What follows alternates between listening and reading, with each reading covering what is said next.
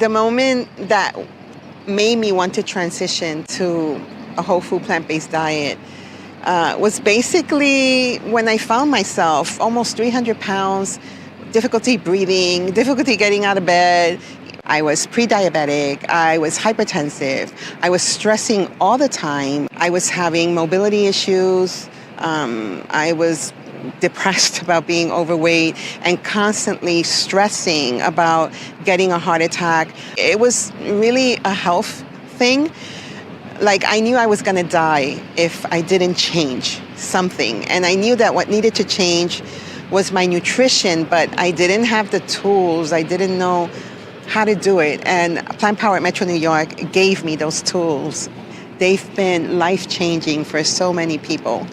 And I'm just so grateful that they exist. So prior to going plant-based, I was on medications for my conditions. I was on blood pressure pills. I was on metformin. My doctors were pushing me to go on Ozempic, to have bariatric surgery, which I didn't want to have. I know so many people who have had it and they have all these problems afterwards. And eventually they gained the weight back because they're not learning any behavioral changes. They're not learning how to eat. Like, how do you succeed if you don't learn how to eat and change your methods? So that's one of the things where Plant Powered Metro New York excels. I told my doctor, like, you need to refer all your clients to a whole food plant-based program. And so I thank God and thank PPMNY. I was able to lose the weight without doing surgery, without going on all these drugs that harm you. And after I lost all the weight, oh my God, it was like getting my life back. I cried. I just don't know how to describe it. It was just transformational. Many voices, one mission, health for all. Plant Powered Metro New York's 4th annual Plantathon celebration is here. I am Jim Spellos, joining you from Queens, New York, and so excited to be with you this entire week. Over 8 days, Plantathon 2025 celebrates the diverse and ever-expanding movement for health through plant-powered nutrition, not only in our Metro New York communities like Queens right here, but across the country and the globe. Together, we are bringing about a healthier and more sustainable future by putting wholesome plants on our plates. For those who may not know us, Plant Powered Metro empowers diverse residents and communities to achieve vibrant health and overcome chronic disease through whole food, plant-based nutrition. Eating plants can prevent, treat, and even reverse a wide array of health concerns and conditions. This is day 5 of Plantathon, albeit virtual, and we'll get to that in a second. Plant Powered Metro has made a commitment to give back to you through Plantathon while asking for your financial support of our mission today and throughout the giving season. We invite you to donate through the QR code or link that's on your screen. Every donation you make through the end of December will be matched by a generous anonymous donor. And anyone who donates or registers for Plantathon by Sunday, December 7th, with or without a donation, will be entered to win one of the many great Plantathon prizes. For more information about how to enter to win a Plantathon prize, you can see our official rules linked on the Plantathon page on our website. And we'd like to offer a hearty thank you to Plantathon's sponsors, California Balsamic and Farm to People, as well as the many organizations who have sponsored prizes throughout this week. Tonight is one of 2 Plantathon throwback nights. Again, we're a little bit virtual tonight. Our team is taking a night off from streaming live while we are revisiting some of our favorite interviews from previous years of Plantathon.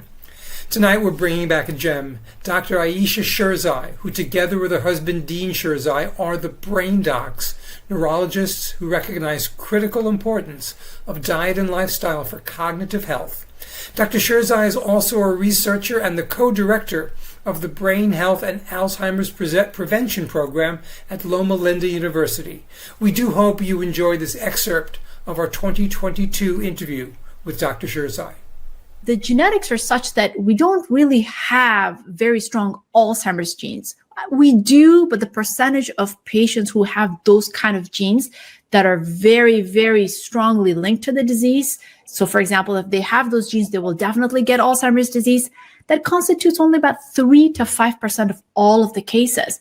For the rest of the 95%, there are genes that put us at high risk for Alzheimer's disease, but lifestyle controls them. So there are genes that manage, say, for example, cholesterol metabolism, or how our body metabolizes glucose, or how we fight against inflammation and oxidation. And if we do the right things in our life, those genes never get activated.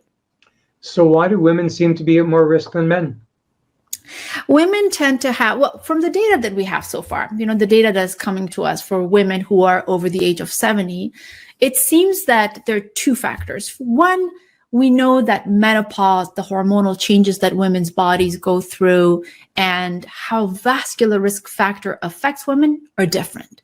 And especially during menopause and the premenopause stage, our bodies don't really have the resilience to deal with blood pressure, high cholesterol, insulin resistance, and diabetes, as well as men do. That's something that we're still trying to understand better. But one of the other hypotheses that we are facing right now is that the women that are living now with cognitive impairment or dementia, back when they were living, say, for example, in the 60s or in the 50s or earlier, they didn't really have the kind of exposure to cognitive resilience as much as men did. So, for example, most women weren't really working out of homes. Most women didn't really have the kind of challenging and complex work environments that men did. And that seems to play a very, very strong role in building that cognitive resilience and reserve. And that's being studied as well. So basically, there are two factors right now that scientists are looking into as far as women's risk is concerned. So the shift for optimal brain health, you had created the acronym NEURO, which is kind of appropriate, right? So can you explain to us what those initials stand for and whether they all apply equally or some are more important than others? Very self-serving, isn't it? Neuro, the acronym. So Neuro was this cute acronym that we put together because I think, with the kind of lives that we have, it's important to kind of know what to do on a regular basis. And so we came up with Neuro. The letters stand for N is for nutrition, E is for exercise, U is for unwind or stress management, R is for restorative sleep or getting deep sleep, which I'll elaborate on. And O is for optimizing cognitive activity, keeping our minds active. So when it comes to brain health, it's the multifaceted approach and the comprehensive aspect of lifestyle is what matters. Sure, a lot of people got the nutrition part right, but they probably don't really have the sleep or the cognitive activity part right.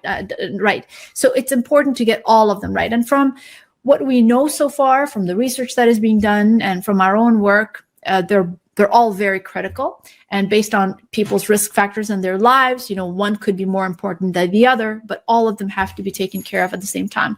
And just briefly to kind of run over them, as far as nutrition is concerned, from tremendous amount of data for many, many years, there's a lot of people who say nutrition is very confusing. It's not really confusing. We have a lot of data that tells us that when people eat an unprocessed, plant-based, it could be plant exclusive, a whole food plant-based diet, or even a plant predominant diet, they tend to do better. Whether it's the Mediterranean diet or the MIND diet, which stands for Mediterranean-Intervention for Neurodegenerative Delay. These are the two dietary patterns that have been studied extensively as far as their benefit for brain health is concerned. When you look at these dietary patterns, it's essentially a scoring system. It's a construct that was put together where people get a higher score when they consume whole grains, beans, vegetables, fruits, nuts, seeds, and avoid sources of saturated fats from meat, cheese, dairy, and other animal products. And they get a low score when they eat meat, cheese, dairy, animal products, and sources of saturated fat. So any dietary construct essentially prioritizes plants and it de-emphasizes saturated fats coming from animal products.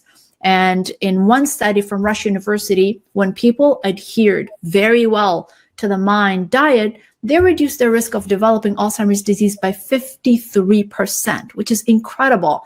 But the good news is that it was not an all or none phenomenon. Even when people adhere to it, just moderately, they reduce their risk of Alzheimer's disease by 35%. So it's great news. And this is something that I personally and Dean were both very passionate about, which is, meeting people where they are. And I know that the theme of this conversation and this whole conference is that, small little incremental steps of change towards that optimal goal is very, very important.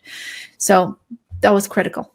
So I know in the conversation about heart, they say greens are the healthiest. Is there a healthiest of the healthy? We know staying to a plant-based, plant-exclusive diet is optimally healthy, but what would you tell people to eat this every day? Yeah, that is hard, but I would be very accurate if I told them to eat greens, because we have evidence for that. There was one study that showed that when people consumed one serving of greens, whether it's cooked or raw, just one serving per day, they had brains that was 11 years younger. So it looked better and it actually functioned better too. So I don't believe in superfoods. I don't think there is such a thing as a superfood, because we eat multiple foods together and it's the synergy between these foods that matter most. But greens are really good. And so are berries. And we actually have studies that show that when people consume berries, they actually tend to have lower risk of dementia. And it's the specific components like flavonols and these colored polyphenols that actually fight inflammation and oxidation and are just tremendously good. Leanna, you need to turn your sound on, mic on. Thank you. So, Dr. Sherzai, you did a pretty substantial study of diabetes and Alzheimer's. Can you tell us what you studied and what you found? Yes, the study that we conducted, well, there were two studies. One of them was just to look at the relationship between diabetes and Alzheimer's disease. And we found out that when people have diabetes, they have higher risk of Alzheimer's disease. But the more interesting study was to look at insulin resistance, which is steps away from diabetes. It essentially means that when people start having difficulty metabolizing glucose, which is a source of fuel for the body, because our insulin levels are not appropriate, or the body doesn't recognize glucose as fuel, and so it starts damaging the body.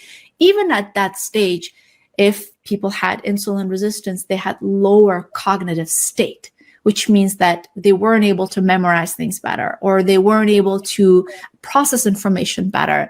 And so I know that everybody starts worrying about having diabetes, but even having insulin resistance or pre-diabetes before they get diabetes can affect our thinking process. And it makes sense from a biochemical perspective. The main fuel for brain cells, I know that everybody talks about ketogenic diet, and there's a lot of misinformation about that. The main fuel is glucose. And when we're not able to metabolize that properly, the brain doesn't function very well. Mm-hmm. So interesting. And you also recently did a really big review of the research on omega-3 fatty acids and their impact on the developing brain and the aging brain. Can you tell our viewers what you found and how these findings impact what we eat?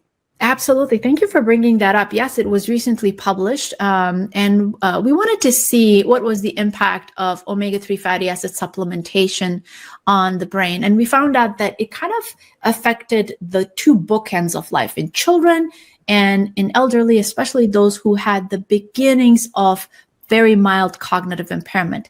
And it seems that during these two phases, the brain needs omega-3 fatty acids very much. Omega-3 fatty acids are the only type of fatty acids that our brain essentially needs on a regular basis, not saturated fats, not cholesterol, omega-3 fatty acids. And it is very important for maintaining the architecture and the infrastructure of the brain, as well as in the transmission of information between cell to cell and proper electrical communication between different parts of the cell. Now, it's not for everyone. So if people are getting it from food, not during these two stages of life, that's great. So we can get omega-3 fatty acids from, say, chia seeds, flax seeds, from hemp, from walnuts, and things of that nature. It's great, but it's important for people to realize that they need to assess their need for omega-3 fatty acids during these two stages of their lives. And how do you recommend that people do that? Yeah, so we think that it's important for people to talk to either a pediatrician for children or to a physician for adult patients to find out if they don't have any contraindications for taking DHA supplementation. We believe that they can get it from an algae-based omega-3 fatty acid or DHA supplement from algae. There have been studies that show that algae DHA is the same as fish DHA. We are worried about some of the contaminants in the ocean, and fish being animals and bioconcentrators.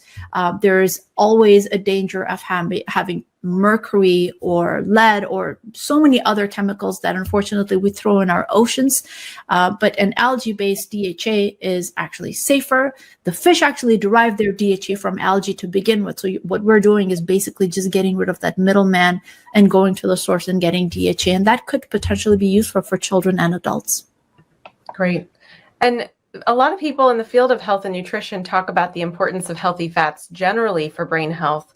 But can you talk about the difference between the importance of omega-3s versus other kinds of fats, and maybe dispel some of the myths that are circulating out there? Absolutely. Like I said earlier, we know that the brain is made out of fat. Sometimes the numbers are exaggerated. People say 70 to 80%, but it's around 50% of our brain is actually made out of fat. The rest is actually water. It is important for us to consume fats, but the type of fat that we need on a daily basis are omega-3 fatty acids, DHA specifically. DHA constitutes most of the infrastructure of the brain. About 60% of the brain is essentially made out of DHA, and we don't have storage systems of DHA in the brain. So it's important for us to consume it on a regular basis because our bodies don't make it.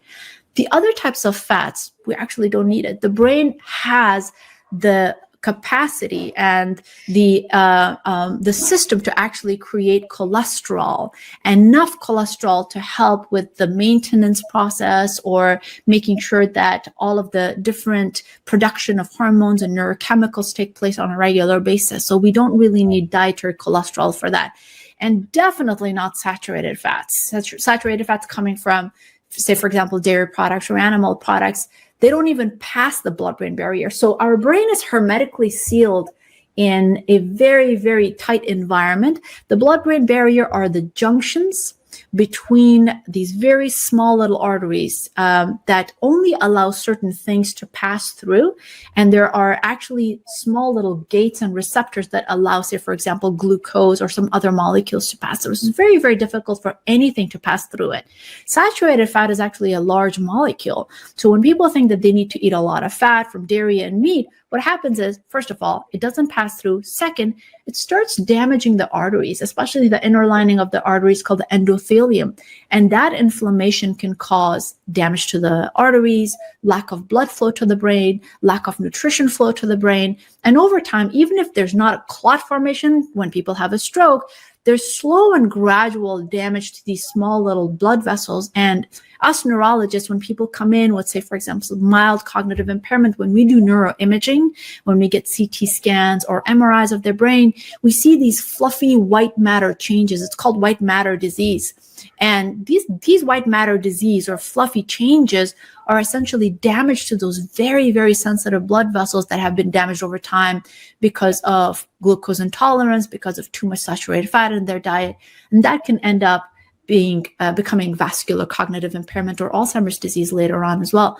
And multiple studies have shown that when people consume too much saturated fats, the risk of having Alzheimer's disease and other types of dementias is very, very high.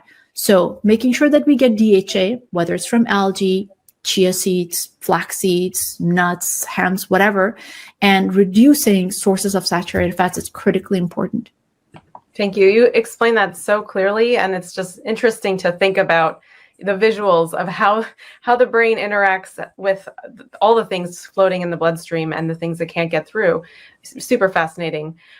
Since you mentioned mild cognitive impairment, I'm actually wondering, for those who are living with some form of cognitive impairment, let alone Alzheimer's or dementia, is it ever too late to make changes to diet and lifestyle?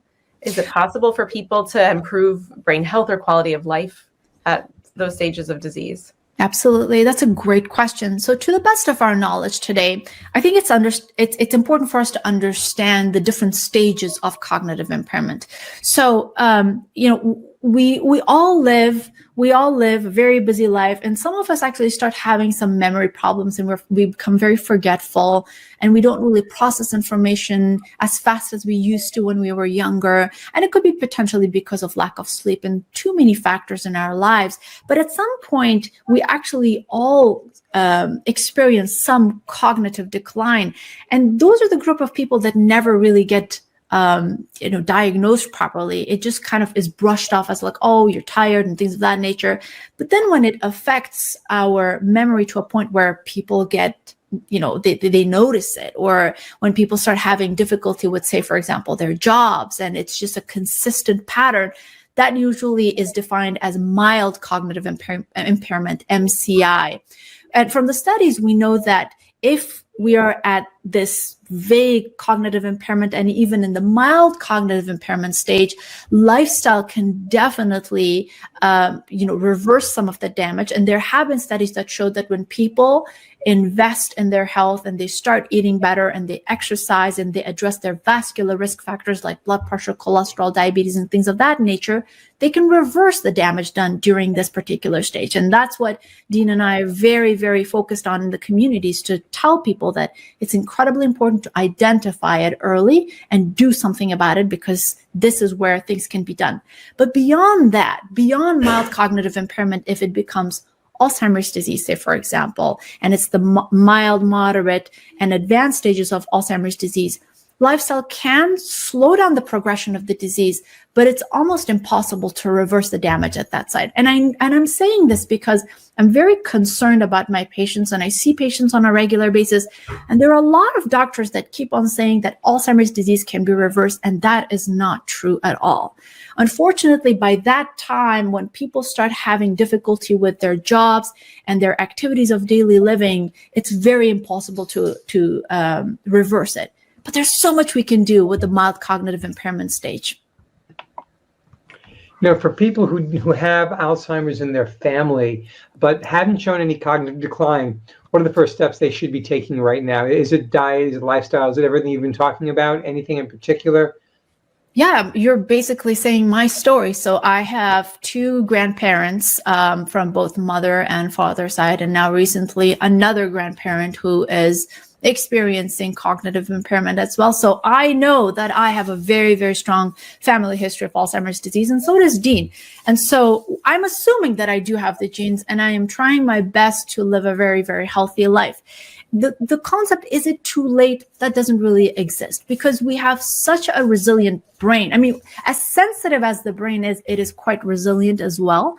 And if we give it an opportunity, it continues to grow, it continues to heal itself. Just as an example, so we have 87 billion neurons, or brain cells. Each of these cells can make as little as 2 connections between each other. And these connections are how fast you can process information and how fast you can memorize things, or as many as 30,000 connections each. And these connections are made and broken whether you're 9 years old or 99 years old. You continuously keep on making those connections. So anything that we do, whether it's letting go of that donut, or taking that walk, or making sure that you go to bed earlier tonight and waking up early tomorrow morning so you can exercise, or making sure that you engage with people that are not toxic, that are empowering, that are loving, that actually challenge you, putting yourself in a situation where you learn something like that. All of these activities make these connections, and it can help us create a very, very strong and a resilient brain.